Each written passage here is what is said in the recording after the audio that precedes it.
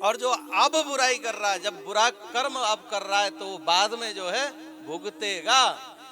क्योंकि अच्छा कर्म करें तो भी भोगने वाले हम हैं। मैं अच्छा कर्म करूंगा तो उसका भोगता पड़ोसी नहीं होगा, मैं ही होऊंगा। अच्छा भी मुझे भोगना होगा और बुरा कर्म का फल भी मुझे भोगना होगा। ये भगवान का विधान है। इसलिए बचें, बुरे कर्मों से बचें सज्जनों। सत्कर्म की ओर प्रेरित होकर के अच्छे कर्मों को बढ़ाएं, जिससे कि हमारा मनुष्य जीवन सार्थक हो जाए। विविध प्रकार से जब नरकों का वर्णन किया, मैं भागवत जी में, क्योंकि भागवत तो भगवान का आनंदमय दिव्य स्वरूप है, इसलिए ज्यादा नरक की गहराई तक जाकर के वर्णन नहीं करता। क्योंकि जहां पर आनंद है वहां पर नरकों की क्या कैटेगरी। फिर भी मैंने निचोड़ निकाल करके आप लोगों को बताया कि देखो, बुरे कर्म से हमेशा बचना चाहिए, क्योंकि फिर बुरा करेंगे तो बुरा भी हमको भोगना पड़ेगा, है ना। इसलिए व्यवहार हमारा ऐसा होना चाहिए जगत में भी सज्जनों, जो हमें अच्छा नहीं लगता ना, दूसरे के लिए भी वह वस्तु, वह शब्द प्रयोग हम ना करें। ये कोशिश करना चाहिए हमेशा। इधर परीक्षित जी महाराज ने जब सुना सुखदेव भगवान के मुखारविंद से नरकों के विषय में, तो डर गए। प्रभु, इंसान है, इंसान गलती का पुतला है, जाने अनजाने बहुत से पाप कर्म बन जाते हैं। हम चाहते नहीं है पाप करना, पर पाप कर्म स्वतः बन जाया करते हैं। हम मार्ग में चल रहे, कोई चींटी दब गई, मर गई हमारे पैरों के नीचे आकर के, वो भी तो पाप है। तो ये जाने अनजाने किए हुए पाप कर्म का फल भी क्या हमें नरक की यातना भोगनी पड़ेगी? फिर तो इंसान से अनेकों प्रकार की गलतियां बनती हैं, जाने अनजाने भी। क्या कोई ऐसा उपाय है कि जाने अनजाने किए हुए जो पाप कर्म है उनसे जीव बचे, नरक की यातना न भोगनी पड़े? उसके लिए कोई साधन है? तब यहां पर सुखदेव स्वामी कहते हैं, बिल्कुल परीक्षित, वो साधन बताने जा रहे। देखो जी, हमसे भी अनेकों प्रकार की गलतियां बनती हैं कि नहीं? और देखिए, हम तो कहते हैं सनातन धर्म में हमारे ऋषि मुनियों ने हमें इतना श्रेष्ठतम मार्ग बता के गए। जरा थोड़ा सा भी चिंतन करें ना सज्जनों, तो हम निष्पाप होकर के जी सकते हैं।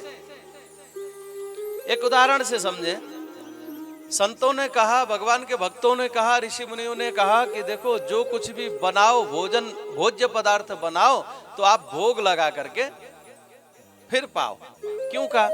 अब इसमें बड़ा सारा रीजन भरा पड़ा है। देखो जी, भोग लगाने से क्या होता है? भगवान के सामने हमने भोग लगाया, हमने जो भी बनाए, रसोई में रोटी सब्जी, दाल रोटी, या परांठे अचार, या कुछ भी सात्विक आहार, जो भी आपके रसोई में बना है, आपने भोग लगा दिया। अच्छा, आप मंदिर में लड्डू का डब्बा लेके गए, है ना? मंदिर में डब्बा लेकर के गए लड्डू का, पुजारी जी को आपने डब्बा पकड़ा दिया, पुजारी जी ने भोग लगा दिया, उसके बाद में लड्डू का डब्बा आपको पकड़ा दिया। अब आप मंदिर से बाहर आए, तो आप क्या कहते हो? लड्डू ले लो कहते हो कि प्रसाद ले लो कहते हो? हाँ, प्रसाद है ना। अब आप है तो वही लड्डू, पर आप नहीं कहते कि लड्डू ले लो जी, आप क्या कहते हो? प्रसाद ले लो जी। तो देखो कितना बड़ा राज है। इसलिए कहा संतों ने कि भोग लगा के। अब देखो, हम किसान, हमने देखा है गेहूं का दाना पैदा करने में कितने पाप हो जाते हैं। जरा सुनो, किसान खेत की जुताई करता है, कई कीड़े मकोड़े मर जाते हैं, ठीक है।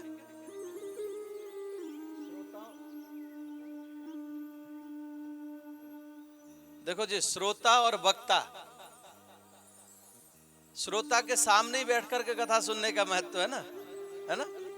इसलिए ये डिस्टरबेंस कर रहा है। आचार्य जी, थोड़ा सा इनको झुका दो, श्रोताओं के हाव भाव नहीं दिख रहे मुझे। हाँ हाँ, ऐसे घुमा दो उधर की साइड में, बस बस बस बस बस। तो जब किसान हल जोतता है तो अनेकों प्रकार के कीड़े मकोड़े मर जाते हैं, मरते हैं कि नहीं?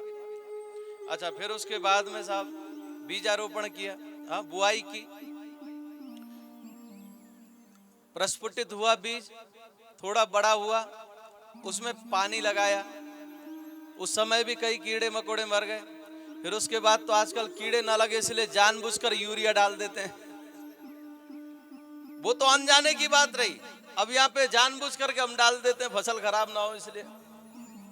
वो जब अच्छा फिर अनाज पक गया, काट लिया हमने, काटने के बाद में जो है घर में लेके आए, तब तक भी कई कीड़े मकोड़े मर जाते हैं। फिर उसके उपरांत हमने ड्राम में रखा, उसमें भी घुन लग जाते हैं गेहूं में। फिर जब हम उसको निकालते हैं, फटकार वटकार करके पीसने देते हैं, कुछ तो घुन निकाल देते हैं, कुछ तो गेहूं के साथ में पीस जाते हैं। हा? फिर उसके बाद में आटा गूंदा हमारी माता बहनों ने। फिर जब भोजन बनाना प्रारंभ किया, तब भी कई छोटे छोटे, जानबूझ के नहीं अनजाने में ही कई जीव हत्या वहां भी हो जाती है। लकड़ी के चूल्हे में भोजन बना रहे, साहब लकड़ी में कीड़े थे, जल गए, वो भी पाप। ये सब इकट्ठा होके वो पाप जो है ना उसी भोजन में बैठा है। जो गेहूं हल जोतने से लेकर के रोटी बनने तक जितने भी कीड़े मकोड़े मरे, सब उसी अन्न में बैठे, उसी भोज्य पदार्थ में पाप सब बैठे हैं। अब आप सीधे बना लो और गरम गरम खा लो, तो सीधे वो सब कहाँ गए? उस पाप के भोक्ता हम हैं। अगर हमने भगवान को अर्पण कर दिया, फिर क्या है? वो प्रसाद हो गया, सब दोष नष्ट। प्रसादे सर्व दुखानाम हानिरस्योपजायते प्रसादस्तु प्रसन्नतः, है ना? तभी तो हमारे संतों ने ये भोग लगाओ, खूब दिव्य आभूषण पहनो, कोई दोष नहीं है। खूब बढ़िया सुंदर वस्त्र पहनो, कोई दोष नहीं है। खूब 56 भोग 3600 व्यंजन पाओ, कोई दोष नहीं है। बशर्ते इतना है कि भगवान को अर्पण करो, फिर पाओ। तुम ही निवेदित भोजन करहि, तुम ही निवेदित भोजन करहि, प्रभु प्रसाद पट भूषण धरहि, प्रभु प्रसाद पट भूषण धरहि। तुम ही निवेदित भोजन करे। सब अन्न में जो भी दोष थे, जो भी पाप था, सब नष्ट हो गया। सज्जनों, भगवान को हमने भोग लगाया, अर्पण किया। त्वदीयं वस्तु गोविंद तुभ्यमेव समर्पयेत् गृहाण सुमुखो भूत्वा प्रसीद परमेश्वर। हे भगवान, ये आपकी वस्तु पदार्थ, आप आरोगो, बस भावना ही तो है सर। और भगवान ने भोग लगा लिया, प्रसाद हो गया, प्रसाद खूब खाओ, चकाचक खाओ, हा? पाप से भी बचे रहे। सब कुछ कितना सरल है। हमारे बुजुर्ग भाई, कौन माता पिता ये चाहता है कि हमारे बच्चे दुखी हो? कोई चाहता है? कोई है संसार में जो ये माता पिता ये कहे कि मेरे बेटे बेटियों को खूब कष्ट मिले? कोई चाहता है? कोई नहीं चाहता। तो वो बुजुर्ग जिन्होंने सिद्धांत बनाए, वो भी तो हमारे पूर्वज हैं, है कि नहीं? बताइए, कितना सरलतम नियम बना दिया, बता दिया, फिर भी हम ना करें, फिर तो कमी हमारी है, नहीं है? अब यहाँ पर जब डर गए थे परीक्षित जी महाराज, तो बताते हाँ साधन है। देखो, जाने अनजाने किए हुए पाप कर्म से बचने का साधन है, नरक जाने की जरूरत नहीं है। बोले कौन सा साधन है? कीर्तनादेव कृष्णस्य विष्णोरमिति तेजसा दुरितानि विलीयन्ते तमासीन दीनोदये। आवाज क्लियर आ रही है आप लोगों तक? आवाज आ रही है क्लियर? पीछे आ रही है क्लियर आप लोगों को? आवाज आ रही है? ठीक है। कीर्तनादेव कृष्णस्य, जाने अनजाने किए हुए पाप कर्म से बचाने का सरलतम श्रेष्ठतम साधन भगवान का नाम है। भगवान के नामों का हम कीर्तन करें, भगवान के नामों का हम जाप करें। कीर्तना देव कृष्णस्य विष्णोरमति तेजसः दुरितानि विलीयन्ते तामासी न दिनोदये। जिस प्रकार परीक्षित जी देखो, जिस प्रकार अंधकार को दूर करने में भास्कर भगवान सक्षम है, ऐसे ही जीव के द्वारा किए हुए पाप कर्म से जीव को निवृत्त कराने का एक सर्वश्रेष्ठ साधन है प्रभु का नाम।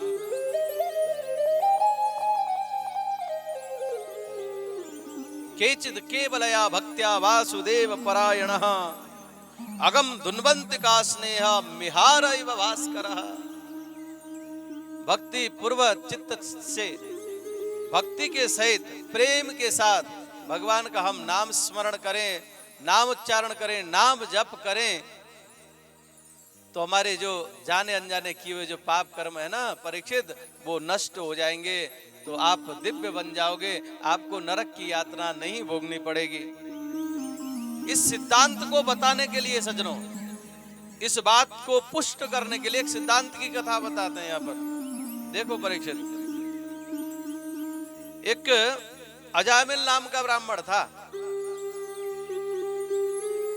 अजामिल नाम का ब्राह्मण था, बड़ा श्रेष्ठ ब्राह्मण, त्रिकाल संध्या करने वाला, मातृ पितृ भक्त।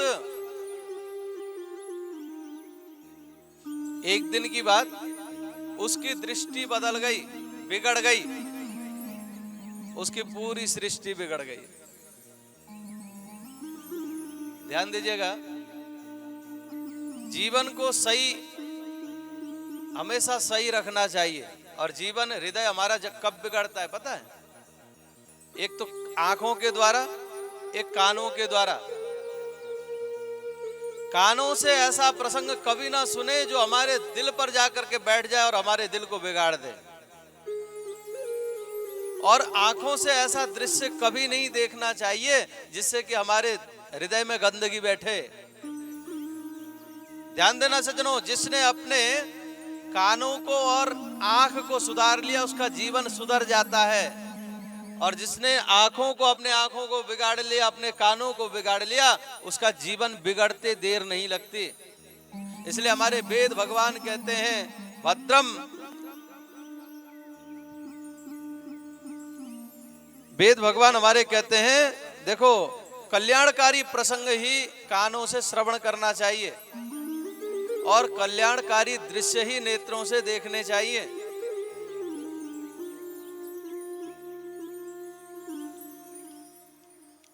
ब्राह्मण तो बहुत बढ़िया था, त्रिकाल दर्शन करने वाला था, त्रिकाल संध्या करने वाला था, मातृपितृ भक्त था सज्जनों। परंतु एक दिन समिधा लेने के लिए जंगल में गया तो उसकी आंखें बिगड़ गईं।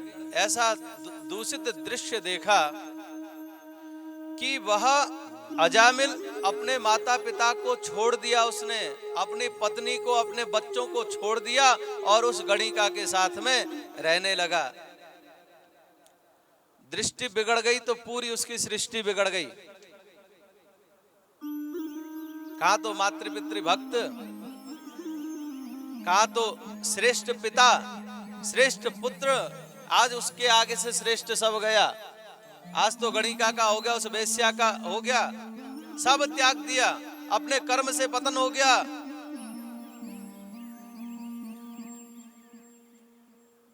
कार्य भी उसका बदल गया। गणिका के पास जब रहने लगा तो चोरी करने लगा, डकैती डालने लगा। कहा तो ब्राह्मण, कहा देखो कर्म बिगड़ गए। हाँ? दृष्टि बदलते ही पूरी सृष्टि बदल गई उसकी।